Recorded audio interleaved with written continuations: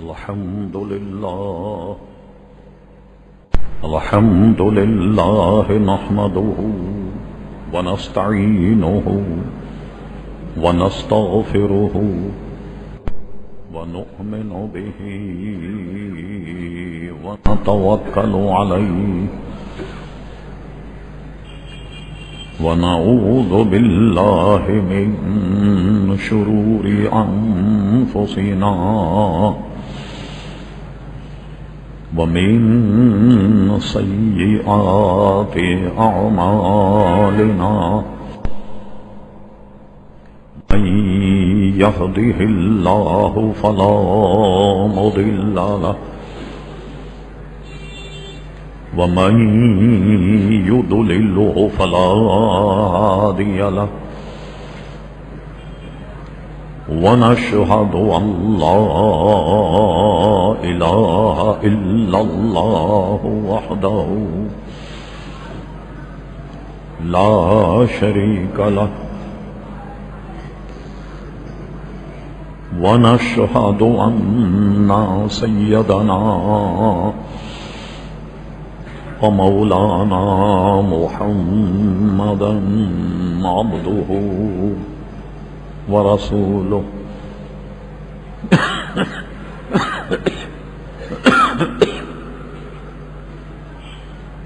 أرسله بالحق بشيرا ونذيرا صلى الله تعالى على خير خلقه سيدنا محمد وآله وصحبه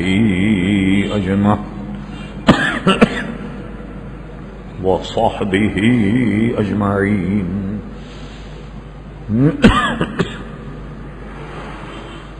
أما بعد فأعوذ بالله من الشيطان الرجيم بسم الله الرحمن الرحيم قد جاءكم من الله نور وكتاب مبين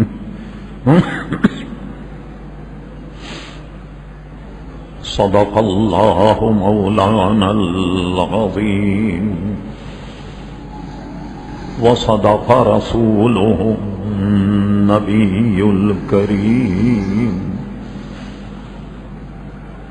إن الله وملائكته يصلون على النبي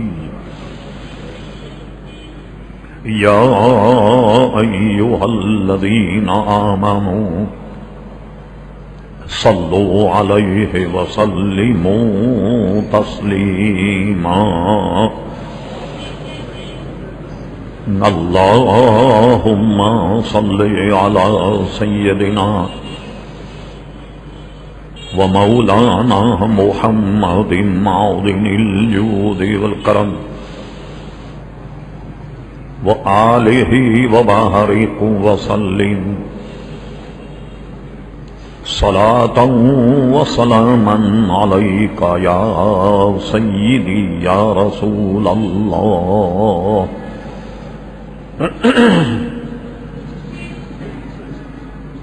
محترم حضرات، حمد و صلاۃ کے بعد قرآن مجید فرقان حمید سے ایک نہایت ہی معروف اور مشہور آیت مقدسہ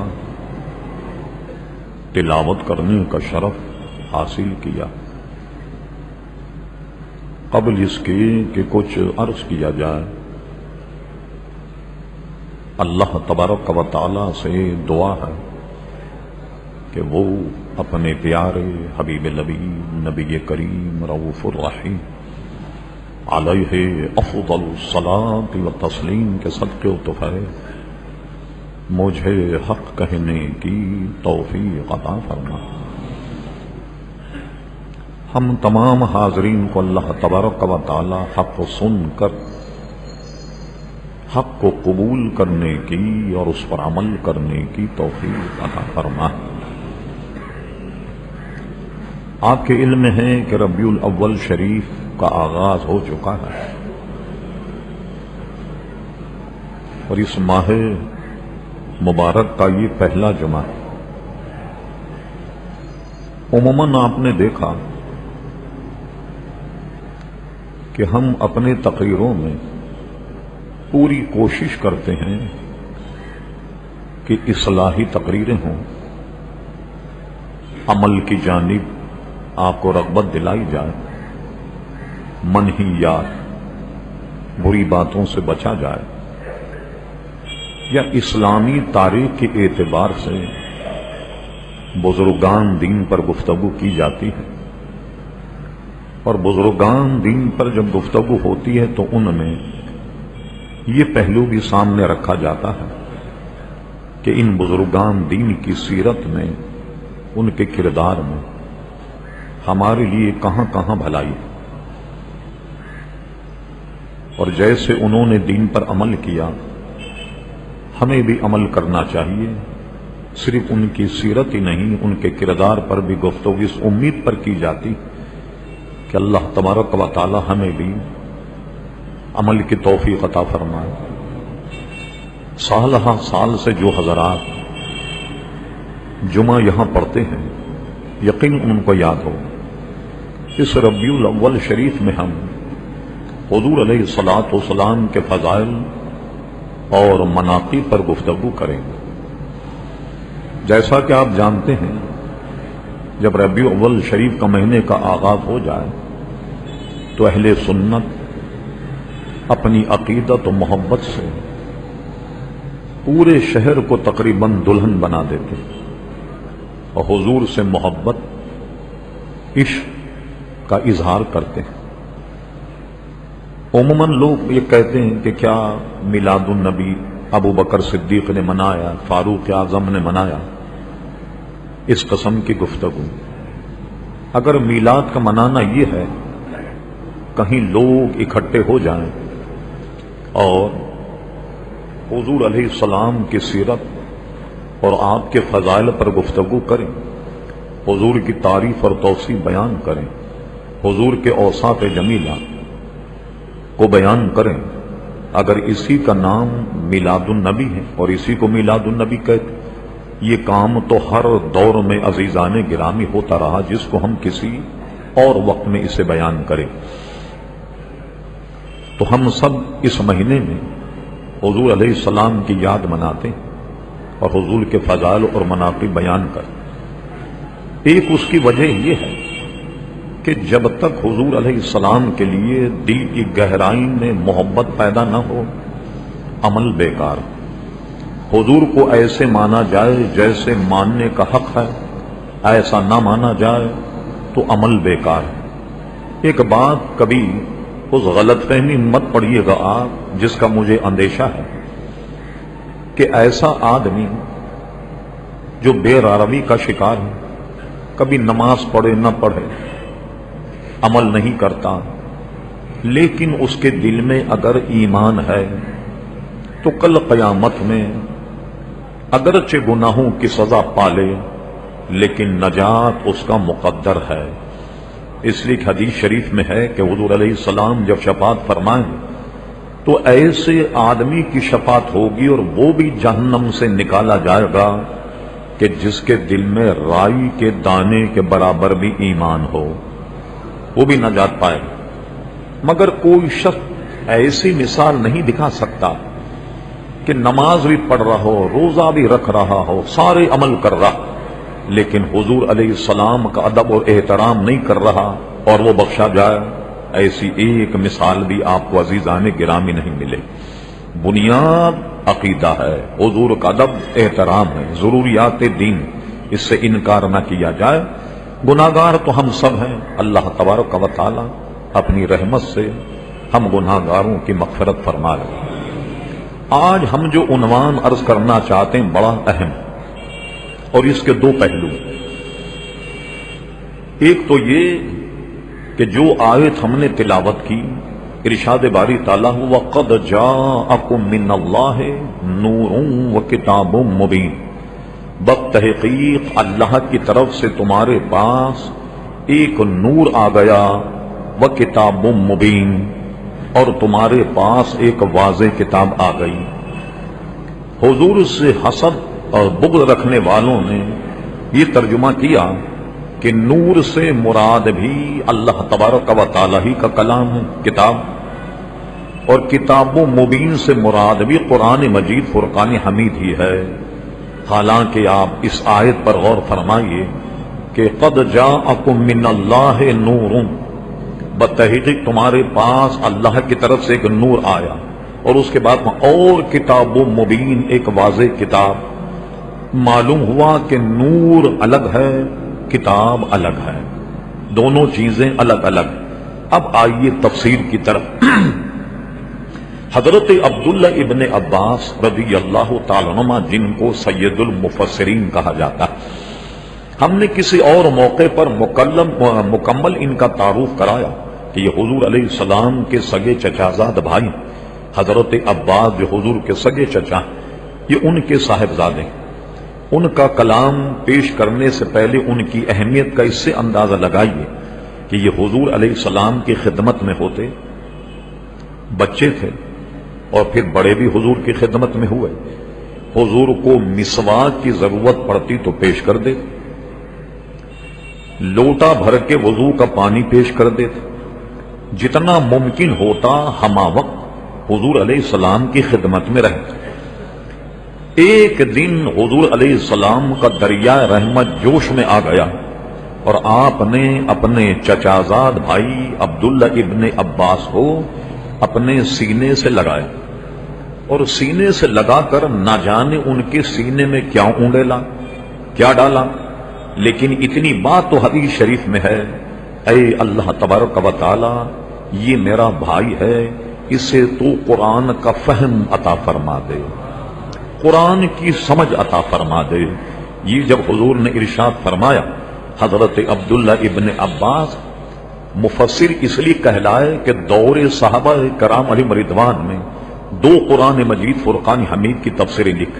ایک بہت بڑے عالم دین صحابہ تھے ابی ابن کعب، ایک تفسیر ان کی ہے جو شاید ایک صدی تک تو محفوظ رہی، پھر اس کی نقل نہ ہونے کی وجہ سے ہماری کم نصیبی کی وہ تفسیر ضائع ہو گئی، ورنہ دور صحابہ کی تفسیر ابی ابن کعب رضی اللہ عنہ کی، اور ایک تفسیر ہے حضرت عبداللہ ابن عباس کی، یہ اب تک قائم، اگرچہ اس کے بعض حصوں پر لے دے بھی ہوئی ہے، کلام بھی ہوا ہے، اور ہر کتاب پر کلام ہوتا ہے سوائے قرآن مجید فرقان حمید کے، کہیں نہ کوئی بشری تقاضے انسان کے آتے ہیں، لکھنے میں، کتابت میں، طباعت میں کہیں نہ کوئی خطا ہو بھی جاتی ہے، اور اس پہ بعض حضرات نے کئی مقامات پر گرفت کی، مگر حضرت عبداللہ ابن عباس کی تفسیر اب تک موجود ہے۔ ان کا یہ جملہ ہمیں کتابوں میں ملتا ہے کہ جب حضور نے مجھے سینے سے لگا کر دعا کی تو مجھے قرآن میں اللہ نے وہ فہم عطا فرما دیا، وہ ادراک، وہ بینائی، وہ دانائی عطا فرما دی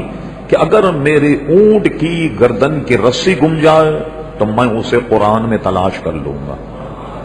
کتنی اہم بات، جو بصیرت انہوں نے قرآن سے پائی، یا قرآن مجید فرقان حمید میں جو بصیرت ہے، تو فرماتے ہیں کہ اونٹ کی گردن کی رسی گم جائے تو میں قرآن میں تلاش کر لوں گا۔ اب آئیے تفسیر ابن عباس میں، قد جاءکم من اللہ نور، یعنی محمدن صلی اللہ علیہ وسلم، فرماتے یہاں نور سے مراد نبی کریم علیہ الصلوۃ والسلام کی ذات ہے۔ جب موجود ہے قد جاءکم من اللہ نور، تو نور سے مراد حضور علیہ الصلوۃ والسلام کی ذات۔ اب کیا ہوا کہ دوسرے لوگوں نے بھی نور مانا، مگر ہم میں اور ان میں فرق کیا ہے؟ وہ کہتے ہیں کہ مانوی نور ہیں، حصی نور نہیں۔ کیا مطلب؟ جیسے حضور جب آئے تو ہدایت مل گئی لوگوں کو، یہ نور ہے، جیسے قرآن مجید فرقان حمید بھی نور ہے، جب قرآن مجید آیا تو اس سے ہدایت مل گئی، صحابہ کرام بھی نور ہیں کہ ان کی وجہ سے ہمیں ہدایت ملی۔ کیا مطلب ان کا؟ کہ نور تو ہیں مگر مانوی نور ہیں اور حصی نور نہیں۔ ہم کیا کہتے ہیں کہ مانوی نور بھی ہیں اور حصی نور بھی ہیں، یعنی ہدایت والے بھی نور ہیں، اور حضور علیہ الصلوۃ والسلام سے نور کا اظہار بھی ہوتا تھا۔ اور یہی وجہ ہے کہ نبی کریم علیہ الصلوۃ والسلام کا سایہ نہ سورج کی روشنی میں پڑتا نہ چاند کی روشنی میں پڑتا. اور ایک روایت یہ ہے کہ جناب حضور علیہ السلام جب چاند کی روشنی میں باہر آتے تو راوی کہتے ہیں کہ ہم نے دیکھا کہ حضور دھاری دھار جبہ پہنے ہوئے ہیں اور ہم نے دیکھا کہ آپ کی تابانی، آپ کی روشنی چاند پر غالب آ رہی. بعض روایتوں میں یہ ہے کہ آپ کی نورانیت سورج پر غالب آ رہی. یہ میں نہیں کر رہا، شیخ محقق شاہ عبدالحق محدث دہلوی کے مدارج النبوت ملاحظہ فرمائیے، اور اسی طرح امام جلال الدین سیوطی رحمۃ اللہ علیہ خصائص کبریٰ ملاحظہ فرمائیے، اور بے شمار کتابوں میں عزیزان گرامی اس کا ذکر آتا ہے. اور اسی طریقے سے رشید احمد گنگوہی صاحب نے اپنی کتاب امداد السلوک میں بھی استدلال اسی آیت سے کیا کہ قد جاءکم من اللہ نور، اس سے مراد نبی کریم علیہ الصلوۃ والسلام ہیں. اور پھر انہوں نے امداد السلوک میں یہ آیت بھی نقل کی کہ یا ایھا النبی انا ارسلناک شاہدا ومبشرا ونذیرا وداعیا الی اللہ باذنہ وسراجا منیرا. سراجا منیرا یعنی چمکا دینے والا چراغ، اور اعلیٰ حضرت کا ترجمہ کیا چمکا دینے والا آفتاب. سب نے کیا کیا کہ چمک دینے والا یا روشنی دینے والا چراغ یا چمکانے والا چراغ، اور اعلیٰ حضرت ترجمہ کیا کہ چمکا دینے والا سورج. ہم نے غور کیا کہ لوگوں نے تو یہ ترجمہ کیا کہ چمکا دینے والا چراغ، اور اعلیٰ حضرت ترجمہ کیا کیا چمکا دینے والا سورج. غور کرنے کے بعد یہ بات سمجھ میں آئی، اگر حضور کو چراغ مانا جائے بہت توجہ کے ساتھ، اگر ہم ایک چراغ لائیں اور اس چراغ کو اس چراغ سے روشن کر لیں، اب مجھے بتائیے یہ چراغ اگر بجھ جائے اس کی روشنی تو جاری رہے گی یا نہیں؟ ایک بات. پھر یہ بتائیے کہ اس چراغ سے اس چراغ کو جب جلایا جائے، دونوں چراغ جل رہے ہوں، اب یہ جس چراغ کو اس سے روشن کیا گیا کیا یہ اس چراغ کا محتاج رہے گا؟ ہرگز نہیں رہے گا. اعلیٰ حضرت ترجمہ کیا چمکا دینے والا آفتاب. چاند بھی آپ دیکھیے، ماہرین سے پوچھو، اور ہمارے یہاں بھی جو ماہرین ان کا بھی کہنا یہ، سائنس کا بھی کہنا یہ، چاند جو چمکتا ہے یہ سورج کی روشنی سے چمکتا. ستارے جو چمکتے ہیں سورج کی روشنی چمک. چاند کتنا ہی چمکے، ستارے کتنے ہی چمکے، مگر محتاج ہوں گے سورج کے. اس لیے دنیا میں جتنے بھی لوگ چمکے سب کے سب محتاج ہیں نبی کریم علیہ الصلوۃ والسلام. اس لیے ترجمہ کیا چمکا دینے والا آفتاب. لوگوں نے چمکا دینے والا چراغ اس کا ترجمہ کیا. غرض یہ تو ایک ضمناً بات آ گئی جب حضور علیہ السلام کے لیے فرمایا کہ چمکا دینے والا آفتاب یا چمکا دینے والا سورج، اور فرمایا قد جاءکم من اللہ نور، اللہ تبارک و تعالی نے آپ کو نور بنا کر کے بھیجا. تو عزیزان گرامی جب خود نہ چمکے تو دوسرے کو کیسے چمکائے؟ تو غور کیجئے، جب خود نہیں چمکتا دوسرے کو کیسے چمکائے گا؟ جب تک جو چیز لوگوں کو چمکانے والی خود نہ چمکے تو وہ دوسرے کو کیسے چمکائے؟ اس لیے حضور علیہ الصلوۃ والسلام نور ہیں اور لوگوں کو چمکاتے ہیں. اب آئیے حضور کے مانوی نور تو سب سمجھتے ہیں. حضور آئے، ظلمت دلالت مٹ گئی، لوگوں کو ایمان کا نور نصیب ہوا وغیرہ وغیرہ، اس میں کہنے کی ضرورت یہ سب جان. اب ہم یہ بتائیں کہ حصی نور کس طریقے سے؟ اب آئیے امام جلال الدین سیوطی اور تقریباً سیرت کی تمام کتابوں میں، اور اسی طرح شیخ محقق عبدالحق محدث دہلوی راوی کہتے ہیں حضور علیہ السلام جلوہ گر ہوتے تو یہ آپ کے چہرے کی روشنی سامنے کی دیواروں پر پڑا کرتی. حضور علیہ الصلوۃ والسلام کے حلیے شریف میں یہ بات ہے کہ آدمی کے یہ بیچ کے دو دانت یہ جہاں ملتے ہیں تو ایک حسن و جمال کا کمال یہ تھا ان دانتوں میں، ان کے بیچ میں ایک سان تھی، ایک خلا تھا دونوں دانتوں کے درمیان. جب حضور مسکراتے تو فرماتے یہ دونوں دانتوں کے بیچ میں جو خلا ہے اس سے نور نکل کر سامنے دیوار پر پڑتا. ایک صحابی نے دوسرے صحابی سے پوچھا کیا حضور علیہ السلام کا چہرہ ایسا ہوتا جیسے تلوار ہوتی ہے، یعنی چمک اور دمک میں؟ انہوں نے کہا نہیں، حضور کا چہرہ ایسا نہیں تھا جیسے چمک دمک میں تلوار ہوتی ہے، بلکہ حضور علیہ السلام کا چہرہ چاند جیسا چمکدار تھا. بتائیے یہ ساری باتیں احادیث کے کتب میں موجود ہیں کہ حضور علیہ الصلوۃ والسلام کے چہرے مبارک سے نور عزیزان گرامی نکلا کرتا تھا. اب آئیے خصائص کبریٰ امام جلال الدین سیوطی رحمت اللہ علیہ اور ابن عساکر جو تاریخ دمشق ہے بہت ضخیم. الحمدللہ ہمارے پاس 40 جلدوں میں تاریخ دمشق بھی موجود ہے. علامہ ابن عساکر نے اسے نقل فرمایا. ام المومنین حضرت عائشہ صدیقہ فرماتی کہ رات کا وقت تھا, میں کچھ سی رہی تھی سوئی سے, اندھیرا تھا تو سیتے ہوئے سوئی زمین پر گر گئی. اب میں نے اندھیروں میں اسے ٹٹولا, ہر چند میں نے تلاش کیا مگر سوئی نہیں ملی. اچانک نبی کریم علیہ الصلوۃ والسلام جب حجرے میں تشریف لائے تو آپ کے چہرے انور کی روشنی میں میرا حجرہ اتنا روشن ہو گیا کہ میں نے سوئی اٹھا لی. جو سوئی میں ڈھونڈ رہی تھی میں نے وہ سوئی اٹھا لی. اسی حدیث کا ترجمہ اعلی حضرت امام اہل سنت مولانا شاہ احمد رضا خان فاضل بریلوی رحمت اللہ علیہ اپنے ناک کے ایک شعر میں کہا, سو زن گم شد ملتی ہے تبسم سے تیرے, شام کو صبح بناتا ہے اجالا تیرا. تو حضور علیہ الصلوۃ والسلام اندھیرے میں داخل ہو جائیں تو روشنی ہو جایا کرتی تھی عزیزان گرامی. اب آئیے اس پہ ایک اعتراض وارد ہو گیا, وہ یہ ہے کتاب اللیل. جب حضور تہجد کی نماز پڑھا کرتے ام المومنین حضرت عائشہ صدیقہ فرماتی ہیں کہ کمرے میں اندھیرا ہوتا اور حضور علیہ السلام نماز پڑھتے. یہ ہماری طرح اس وقت کر و فر بہت بڑے بڑے مکانات نہیں, چھوٹے چھوٹے حجرے ہوتے, کچھ سامان اور کچھ ضروریات بھی رکھی ہوتی, تو چلنے پھرنے کی جگہ بہت کم میسر آتی. حضور علیہ السلام رات میں جب نماز پڑھاتے میں سامنے لیٹی ہوتی تو حضور علیہ السلام سجدہ کرتے میں میرے پیر کو اس طریقے سے حرکت دیتے تو میں اپنے پیروں کو سمیٹ لیتی اور حضور علیہ الصلوۃ والسلام سجدہ فرماتے. کہ یہاں تو حضرت ام المومنین کہتی کہ اندھیرا ہوتا تھا اور میں اپنے پیروں کو سمیٹتی اور حضور علیہ السلام سجدہ فرماتے. یہ بھی سمجھنے کی بات, یہ سمجھنے کی بات اس لیے عزیزان گرامی یہاں نور کی نفی نہیں, اظہار نور کی نفی کہ نور ظاہر نہیں ہوا. اس کی وجہ کیا ہے؟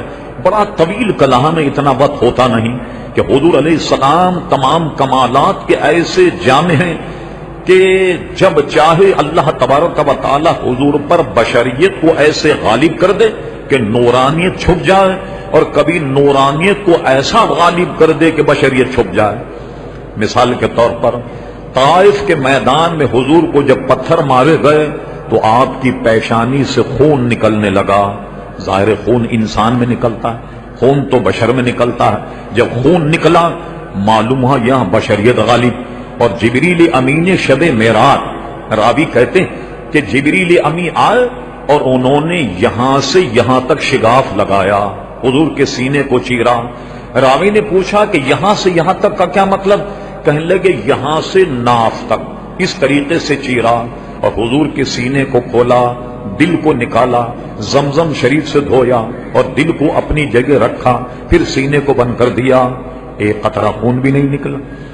نہ بتائیے کہ پورا سینہ چاک کرنے میں کیا خون نہیں نکلتا, کیا اذیت نہیں ہوتی, کیا تکلیف نہیں ہوتی؟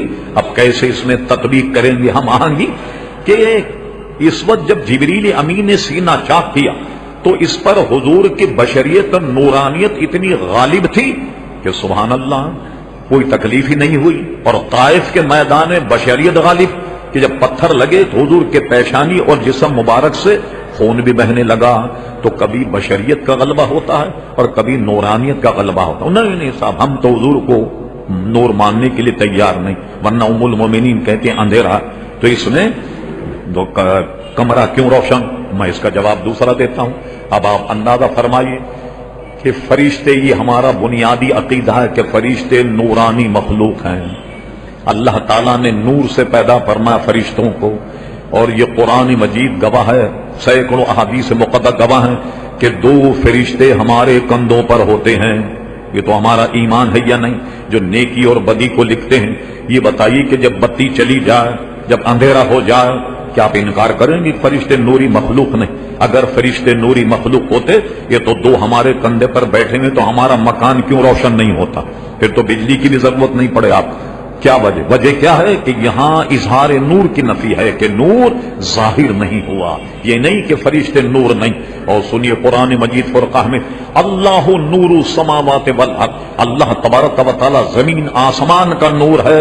ہمیں نور کے معنی ہم اگر چمک دمک لیں تو یہ اچھا نہیں ہوگا کہ وہ اپنی شان کے مطابق ہے نور۔ لیکن یہ بتائیے کوئی یہ کہے کہ جب بتی چلی جائے تو کیا اللہ تبارک و تعالیٰ کے نور سے کائنات روشن ہو جاتی ہے؟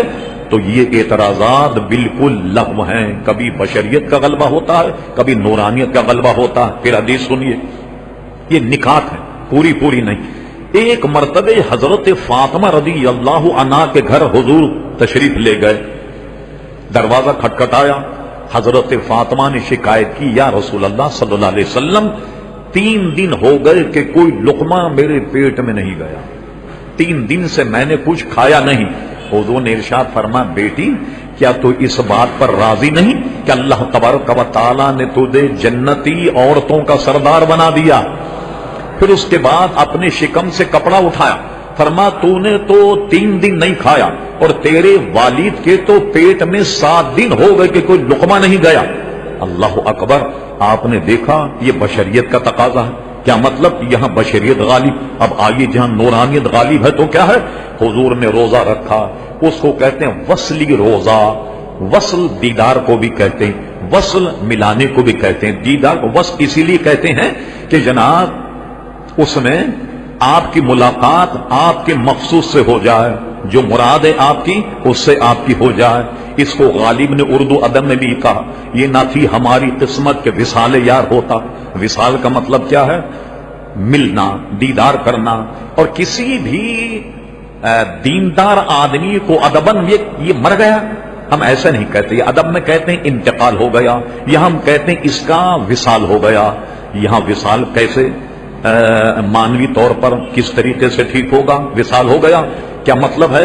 وصال کے معنی ہے دیدار ہو گیا یا مل لیا۔ اس لیے کہ ہمارا ایمان ہے کہ قبر میں ہر مومن حضور علیہ السلام سے ملے گا جب حضور کا دیدار کرے گا۔ اس لیے بزرگان دین اور مومن کے انتقال اور مرے ہوئے دن کو یوم وصال کہتے ہیں۔ یہ وہ دن ہے کہ جس میں وصال ہوا، یعنی قبر میں نبی کریم علیہ الصلوۃ والسلام کا دیدار ہوا۔ تو وصل کے معنی آئے ملانے۔ حضور وصلی روزہ رکھتے، کیا ملاتے؟ سبحان اللہ! نہ سحری کرتے نہ افطار، آج دن کے روزے کو دوسرے دن سے ملا دیتے۔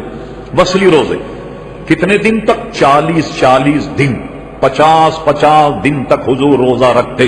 صحابہ کرام جو اس بات میں حضور کے بڑے مستعد تھے کہ جناب جو حضور کام کرے وہی کام وہ کرتے، انہوں نے رکھنا شروع کر دیا۔ ایک مجھ آپ جیسا آدمی، صحابہ کرام علیہ رضوان، بتقاضۂ بشریت کیا 2-3 دن بھوکا اور پیاسا رہ سکتا ہے؟ حضور نے دیکھا کہ وہ چلنے میں لڑک رہے ہیں، ادھر ادھر ہو رہے ہیں، ضعف پیدا ہو گیا، کمزوری پیدا ہو گئی۔ حضور نے بلایا، فرمایا کیا بات، کیا کر رہے ہیں؟ کہا حضور ہم آپ کی نقل کر رہے ہیں، جیسے آپ نے روزہ رکھا 40 دن یا 50 دن ہم نے بھی روزہ رکھ لیا۔ حضور نے ارشاد فرمایا ایکم مثلی، کوئی تم میں میری مثال ہے؟ کہ تم میں کوئی مجھ جیسا آدمی ہے؟ پوری جماعت صحابہ کرام میں سے ایک کھڑا ہو جاتا، کہتا جی قرآن مجید میں تو یہ ہے کہ جناب قل انما انا بشر مثلکم، کہ نبی علیہ الصلوۃ والسلام تو تمہاری طرح بشر، تو ہم بھی اور آپ بھی ایک ہی جیسے۔ ایکم مثلی، کو تم میں ہے کوئی میری مثال؟ صحابہ کرام پر سکوت طاری ہو گیا۔ فرمایا میرا رب کسی دنیا میں مجھے کھلا دیتا، میرا رب کسی دنیا میں مجھے پلا دیتا۔ اللہ اکبر! تو آپ نے دیکھا وہاں پیٹ پر پتھر بندھا ہوا ہے، یہ بشری تقاضا۔ یہاں بشریت غالب، جہاں نورانیت غالب ہو تو وہاں جناب 40 دن تک حضور علیہ الصلوۃ والسلام کھانا تناول نہیں فرما رہے ہیں۔ تو کیا مطلب؟ یہاں نورانیت کا غلبہ۔ اور دونوں حضور علیہ السلام کی صفات ہیں کہ جب چاہے اللہ بشریت کو غالب کر دے، جب چاہے نورانیت کو غالب کر دے۔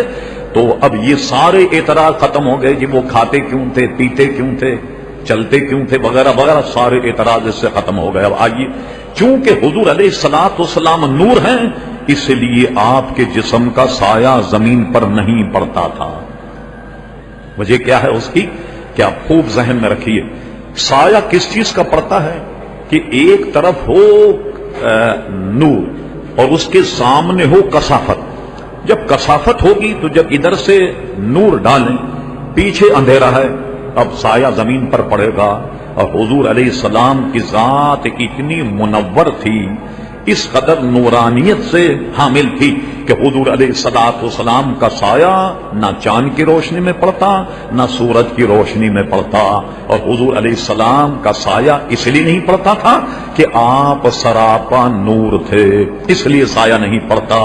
اب آئیے، یہ بہت پرانی بات ہے، 1959 میں ایک رسالہ دیوبند سے نکلتا تھا، تجلی دیوبند۔ اس نے بڑی کوشش کر کے یہ الزام لگایا کہ مولانا احمد رضا خان صاحب نے ایک نئی بات کر دی کہ حضور علیہ السلام کا سایہ نہیں ہوتا۔ اب کیا تھا، مولانا کے جتنے ماننے والے تھے سب انہوں نے بھی کہنا شروع کر دیا کہ حضور علیہ السلام کا سایہ نہیں تھا، حضور علیہ السلام کا سایہ نہیں تھا۔ ایک غلط بات ہے جو لوگوں میں پھیل گئی اور اس پر مضمون چھپا، اعلی حضرت کی تقلید کی، اعلی حضرت کے پر پھپتیاں کسی، اعلی حضرت فاضل بریلوی رحمت اللہ علیہ کا مذاق کیا۔ اب آئیے، یہ پورے اپنے سرمایہ میں سے 3 حدیثیں لائیں کہ یہ حضور کا سایہ پڑتا تھا۔ ام المومنین حضرت عائشہ صدیقہ نے فرمایا کہ میں نے دیکھا کہ میری طرف ایک ذل کہتے ہیں سائے کو عربی، وہ میری طرف آ رہا تھا اور وقت تھا نصف نہار کا، بالکل دوپہر کا وقت تھا، تو میں نے ایک ذل کو، ایک سائے کو آتا ہوا دیکھا۔ اس لیے ام المومنین کہتی ہے، میں نام نہیں دے رہا، بس خالی مضمون بیان کر رہا ہوں، بڑی طوالت اس میں، کہ ایک ام المومنین کا گھوڑا بیمار ہو گیا۔ آپ نے دوسرے ام المومنین سے کہا کہ تمہارے پاس ایک اضافی گھوڑا ہے، تم انہیں اپنا گھوڑا دے دو۔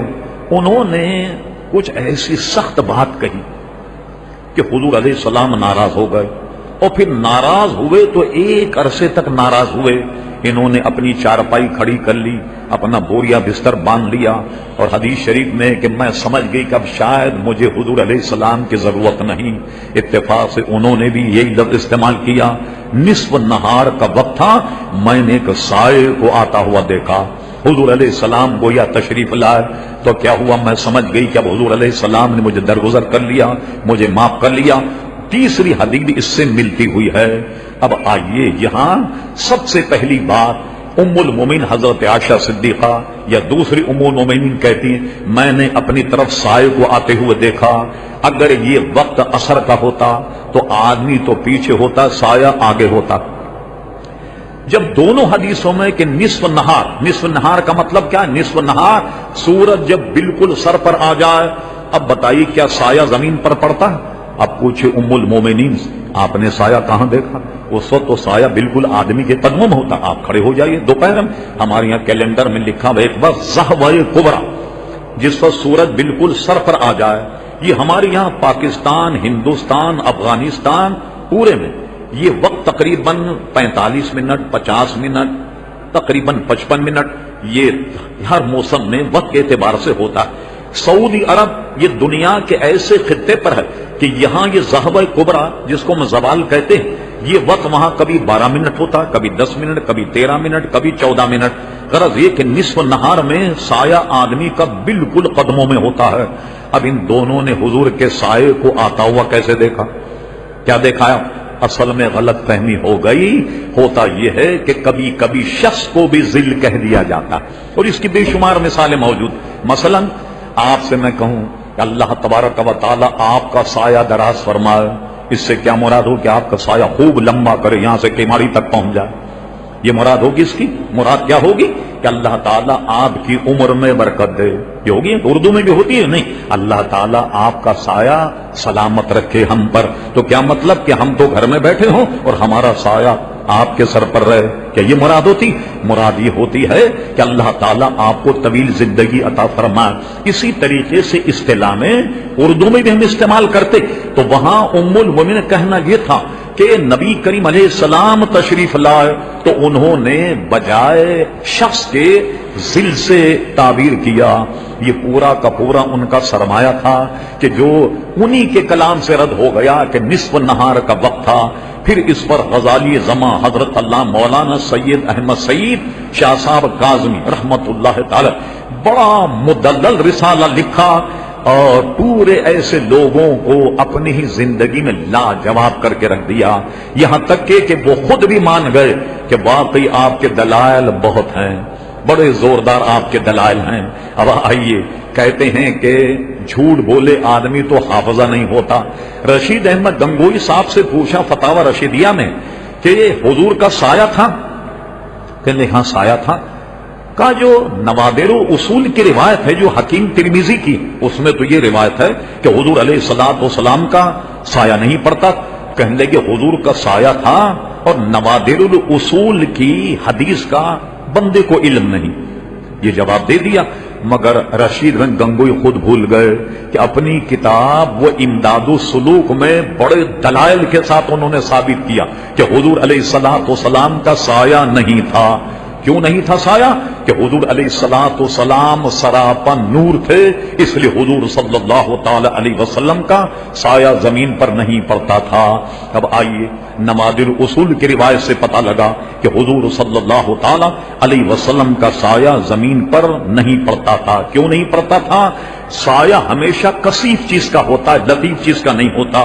اب آئیے، میں آپ کو حضرت مجدد الفسانی علیہ رحمت یزدانی کے مکتوبات کی طرف آپ کی توجہ کرتا ہوں. حضرت مجدد الفسانی سے پوچھا گیا، بڑا غور سے سنیے کیا نقطہ بیان کیا.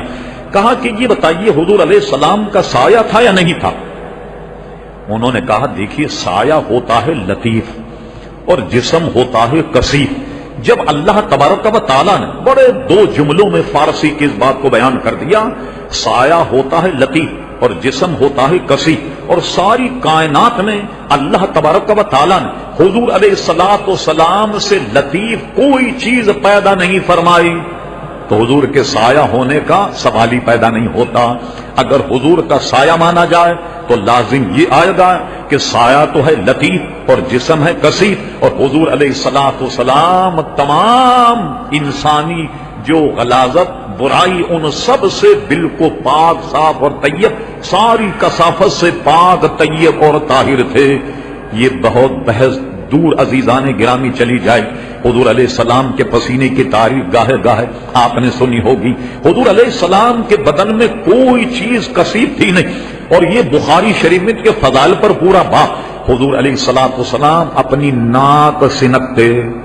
ہماری ناک تو بدبودار، جس وقت اس کو پھینکنے کی کوشش کرتے تو صحابہ کرام اسے ہاتھ میں لے کر اس طرح مل کر چہرے پہ ملتے اور اپنے کپڑوں پر مل لیا کرتے تھے. اس لیے کہ حضور کی کوئی چیز کثیف تھی ہی نہیں، کوئی چیز حضور علیہ السلام کی کثیف تھی ہی نہیں. ایک مولانا روم کا نقطہ سنیے، تو وقت بہت کم ہوتا، پھر ہم ذرا سا آگے چلتے ہیں وقت مناسب پر.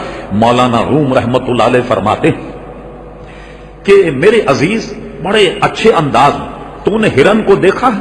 دو ہرن ایک ہی گھاٹ پر چرے، ایک ہی گھاٹ سے پانی پیا، جنگل میں گھوم رہے ہیں. ایک سے غلاظت نکلتی ہے اور ایک سے مشک نکلتی ہے خالص. وہ مشک کیا ہے؟ یہ جیسے بچوں کا ٹینس وغیرہ کھیلنے کا چھوٹا سا بال ہوتا، یہ اس طریقے سے ہرن کے ناف پہ پیدا ہو جاتا، ناف پر پیدا ہوتا. اب کیا کرتے ہیں لوگ؟ ہرن کو پکڑتے ہیں جہاں جہاں بھی یہ مشک گویا وہ ہیں، مشک ختن بھی کہا گیا.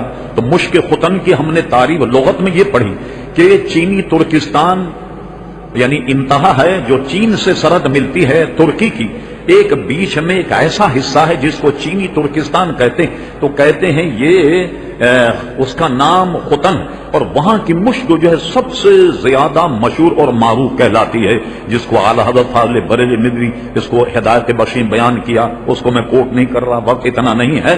تو یہ کیا کرتے ہیں؟ یہاں سے کاٹتے چھری سے، کہیں کوئی خون وغیرہ نہیں نکلتا، نظام قدرت. اب اس کو لے کر دھوپ میں رکھ دیتے ہیں. دھوپ میں رکھنے کے بعد جب وہ اپنے منزل پر پہنچ جائے، اس کو اس طریقے سے جب پھاڑتے ہیں، وہ پورا کھال میں ایک گولا ہوتا، جب اس کو پھاڑتے ہیں اس میں سے باریک صفوف نکلتا.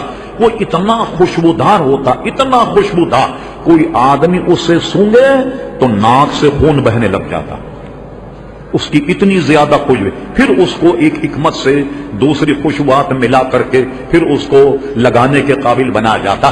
مولانا روم کہتے میرے عزیز، دو ہرن ہیں، ایک ہی گھاٹ پر چلے، ایک ہی گھاٹ سے پانی پیا، ایک سے غلاظت نکلی، دوسرے سے مشک. پہلی بات. پھر دوسری بات فرماتے ہیں دو مکھیاں ہیں، دونوں ایک ہی جگہ بیٹھی، ایک ہی درخت پر اس نے رس لیا، ایک ہی درخت سے پھول کو چوسا، اور ایک سے خالصتاً غلاظت پیدا ہوئی، اور ایک سے خالی شہد، جس کو اللہ تبارک و تعالیٰ شفاء الناس، شفاء للناس، انسانوں کے لیے اس میں شفا ہے.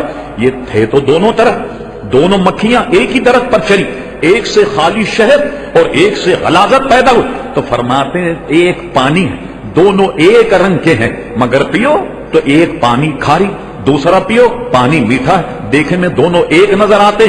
فرمایا اب تجھے عقل لینی چاہیے، ہم بھی کھاتے ہیں مگر ہم سے غلاظت نکلتی، وہ جو کھاتا ہے نور بن جاتا. ٹھیک ہے نا؟ جب یہ بات تو نے سمجھ لی تو یہ بات سمجھ میں نہیں آ رہی کہ حضور علیہ السلام ہماری طرح کھاتے پیتے ہیں مگر ہم سے غلاظت نکلتی اور ان سے غلاظت نہیں نکلتی. ام المومنین کی سنیے، فرماتی ہیں، بہت طویل مضمون ہے، کہ حضور جب آپ کیا اس کو لفظ دیا جائے رفاع حاجت کے لیے جاتے ہیں، ہم جو دوبارہ وہاں جاتے ہیں تو کچھ بھی نہیں پاتے. تو حضور نے فرمایا ہم انبیاء کرام علیہ السلام کا مسئلہ یہ ہے کہ زمین ہمارے فضلات کو نگل لیتی ہے، یعنی کوئی جب جائے تو وہاں کوئی چیز نہیں ہوتی سوائے خوشبو کی اور مشک کی خوشبو کے، کچھ وہاں نہیں ہوتا. تو آپ نے اس لیے فرمایا مجدد صاحب نے کہ سایہ لطیف ہوتا، جسم کثیف ہوتا اور کثافت کی وجہ سے سایہ پڑتا. جب حضور علیہ السلام سے لطیف دنیا میں کوئی شے نہیں تو حضور کا سایہ کیسے پڑے؟ اگر حضور کا سایہ مانا جائے تو ماننا پڑے گا حضور کا جسم کثیف ہے اور سایہ لطیف ہے، تو سایہ حضور سے بڑھ گیا، یہ شرن کیسے جائز ہوگا؟ اب آئیے ہم گفتگو کو سمیٹ کر وہ بات کہیں جو آپ کے دل پر منقش ہو جائے. اور یہ پیارے مصطفیٰ صلی اللہ علیہ وسلم کی فضیلت دیکھ، یہ تو آپ نے سنا ہوگا، کبھی ہم اس سے زیر بحث لائیں گے، کیا کریں، مضامین لمبے ہو جاتے. ایک حضور علیہ السلام کے عاشق جنہیں اویس قرنی کہا جاتا، یہ اپنی والدہ ان کی سخت علیل تھیں، حالانکہ حضور کے دور میں تھے مگر مدینہ شریف تشریف حاضر نہیں ہو سکے. تو کیا ہوا؟ بظاہر شرف صحابیت سے تو محروم رہے، مگر جب حصول کے وصال کا وقت قریب آیا یا ان وصال کے دنوں میں حضور نے اپنا ایک جبہ حضرت فاروق اعظم کو دیا اور حضرت علی کو دیا کہ میرے بعد میرا ایک عاشق ہے اویس قرنی، یہ یمن میں، یہ جبہ اسے پہنچانا. لیجیے صاحب، حضور کے وصال کے بعد مشکاۃ شریف میں ایک روایت اس سے ملتی اور بہت سی روایت، حضرت علی نے وہ جبہ لیا اور حضرت عمر فاروق ساتھ گئے. ساتھ جانے کے بعد تلاش کیا کہ اویس قرنی کہاں؟ لوگ کہتا ہم ارے اس پاگل کو تم پوچھ رہے، اس مجنو کو تم پوچھ رہے کہ دن بھر بچے اس کو پتھر مارتے ہیں وغیرہ وغیرہ. مگر وہ اپنے حال میں تھے، عشق مصطفیٰ میں اتنے مگن تھے کہ علماء فرماتے ہیں جس نے عشق مصطفیٰ کی منزل کو سمجھ لیا وہ گونگا ہو گیا، گونگا ہو گیا، کچھ بول نہیں سکتا، اس کے پاس لفظ نہیں، اس کے پاس الفاظ نہیں، کیا بتائے، کس سے تعبیر کرے؟ اس کا لفظ اور عبارت اور مقول گویا گونگے ہو جائیں، جواب نہیں دے پاتے کس بات سے اسے تعبیر کیا جائے. لوگ انہیں پاگل ہی سمجھتے تھے. ان دونوں نے انہیں پا لیا. مختصر یہ پانے کے بعد یہ کہا کہ یہ حضور علیہ السلام نے تمہارے لیے تحفہ بھیجا. ان کا میں ایسے نہیں پہنوں گا. جبے کو رکھ لیا. رکھنے کے بعد ایک طویل سجدہ فرمایا، طویل سجدہ فرمایا، اتنا طویل کیا کہ دونوں حضرات کھڑے کھڑے تھک گئے. اب انہوں نے سوچا کہ ان کو اٹھایا تو جائے، دیکھا تو جائے. کیا انہوں نے کیا کیا؟ تھوڑی دیر میں ان کو اٹھانے کی کوشش کی. بھیا آپ اٹھیے، بہت دیر ہو گئی. فرما تم نے بڑی جلدی کی مجھے اٹھانے میں. میں نے اس جبے کو رکھ کر اپنے رب سے یہ کہا کہ مولا یہ جب پہنوں گا کہ جب ساری امت محمدی کی مغفرت ہو جائے. اور تم نے جلدی کی ورنہ ساری امت کو بخشوا لیتا. لیکن اب جب تم نے اٹھایا تو میرے رب نے یہ وعدہ کیا آدھی امت محمدی بخشی گئی. یہ واقعہ حدیث کی کتاب ہم تفسیر کتاب. اب آئیے میں کیا کہنے والا ہوں. پانی پت کے ایک بزرگ گزرے ہیں، سید غوث علی شاہ پانی پتی، ان کی کتاب ہمارے یہاں موجود ہے تذکرہ غوثیہ. وہ فرماتے میں پانی پت ہندوستان سے چلا یمن، اور میں نے سوچا حضرت اویس قرنی کے عرس میں شرکت کی جائے. وہ عرس میں گئے، اور یہ یاد رہے تذکرہ غوثیہ پر بہت زیادہ لیتے ہوئی تصوف کے مسائل پر اعلی حضرت نے بھی گرفت کی ہے، یہ ایک الگ مسئلہ ہے، لیکن اپنی کتاب میں یہ عبارت موجود ہے، نشان لگا ہوا، جب چاہیں ہمارے پاس آ کر اس کو دیکھ لیجئے گا. وہ فرماتے میں یمن گیا اور میں نے دیکھا کہ جب حضرت اویس قرنی کا جبہ جو آج تک موجود، آج تک رکھا، ان کے عرس پر نکالا جاتا. کہاں میں نے دیکھا عرس میں جب نکالا گیا کسی کو آنے، اس کو رکھا، رکھنے کے بعد میں نے غور سے دیکھا کہ اس کا سایہ زمین پر نہیں پڑ رہا تھا. اس کا سایہ زمین پر نہیں دیکھا میں نے، جبے کا ایسے رکھا ہوا نمائش ہو رہی، مگر اس کا سایہ زمین پر نہیں پڑ رہا تھا. میں رک گیا. میری خواہش یہ تھی کہ کاش کوئی ایسا وقت آ جائے کہ یہ جبہ میں اپنے سر پہ رکھوں. ہر آدمی ایسی برکت کی چیز اپنے سر پہ رکھتا ہے، یا کم سے کم اس کو مس کر کے اپنے چہرے پہ پھیر لیا کرتے ہیں وغیرہ وغیرہ. میں وہاں رک گیا. میں نے ان کے متولی سے کہا میری خواہش یہ، گویا میں ایک دور سے آیا ہوں پانی پت ہندوستان سے، اگر تم میرے سر پر رکھ دو تو یہ تمہاری بڑی مہربانی ہوگی اور میرے لیے بڑی باعث برکت ہوگی. اب سنیے سننے والی چیز. کہتے ہیں دوپہر کا وقت تھا، انہوں نے جبہ جب میرے سر پہ رکھا، کل پرسوں تو میں نے دیکھا کہ جبہ وہاں موجود تھا، اس کا سایہ زمین پر نہیں پڑ رہا. کہتے ہیں کہ جب میں نے اسے اپنے سر پر رکھا، قسم خدا کی میرا سایہ بھی غائب ہو گیا. جب میں نے اسے رکھا تو میرا سایہ بھی زمین پر نہیں پڑ رہا تھا. یہ حضور کی لطافت، یہ حضور علیہ الصلوۃ والسلام کا عزیزان گرامی، آپ نے دیکھا فضیلت، یہ رفت، یہ بلندی کہ حضور صلی اللہ تعالی علیہ وسلم کا بدن بے سایہ تھا، اور حضور علیہ السلام کا سایہ کوئی نہیں تھا. یہی منظور تھا رب کو کہ سایہ نہ بنے، ایسے یکتا کے لیے ایسے ہی یکتائی. جیسے اللہ نے ان کو یکتا پیدا کیا، وہ یکتا ہی رہے، ان کا سایہ بھی ان کی مثل نہیں بن سکے. اور کسی نے خوب کہا کہ کتنی عجیب بات ہے کہ حضور علیہ السلام بے سایہ. اور رشید احمد گنگو نے کہا یہ تواتر کے ساتھ ثابت ہے کہ حضور کا سایہ نہیں تھا. امداد و سلوک اٹھائیے آپ، تواتر سے ثابت، ہر دور میں کہا گیا کہ حضور کا سایہ نہیں تھا. تو فرماتے ہیں کہ جناب یہ کتنی عجیب بات کہ آپ کا سایہ زمین پر نہیں پڑتا تھا، مگر ہم سب ساری مخلوق حضور کے سائے میں پل رہی ہے. نتیجہ نکلا کہ حضور سراپا نور ہے، اور حضور کے جسم اقدس کا سایہ زمین پر نہیں پڑتا تھا. وما علینا الا البلاغ.